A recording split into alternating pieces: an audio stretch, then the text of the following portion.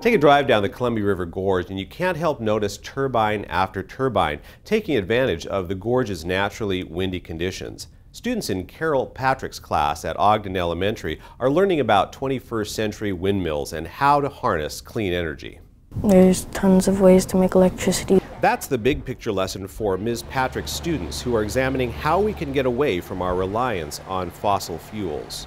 The natural resources, the ones that never end, are the ones that are good for our environment. And thanks to a grant from the Bonneville Power Administration, the students build turbines to learn about one of those natural resources, wind.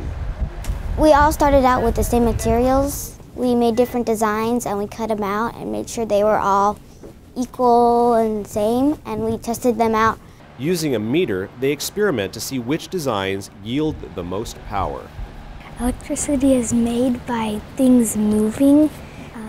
So the blades move on our fan, on the turbine, and all the gears inside is making mechanical energy.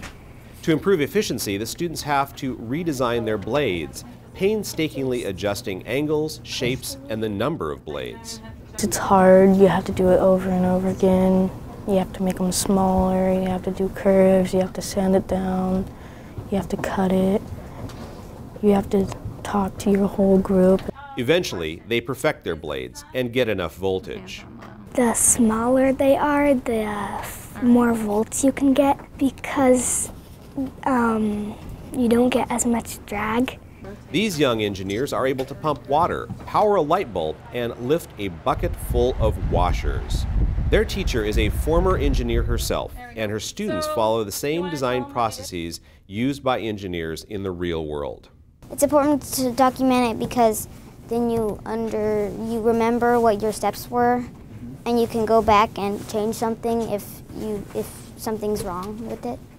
This project is one of many in Carol Patrick's classroom that connects science to the Columbia River Gorge. In another example, students study salmon populations, connecting the classroom to students' everyday lives. For In the Know, I'm Mark Ray.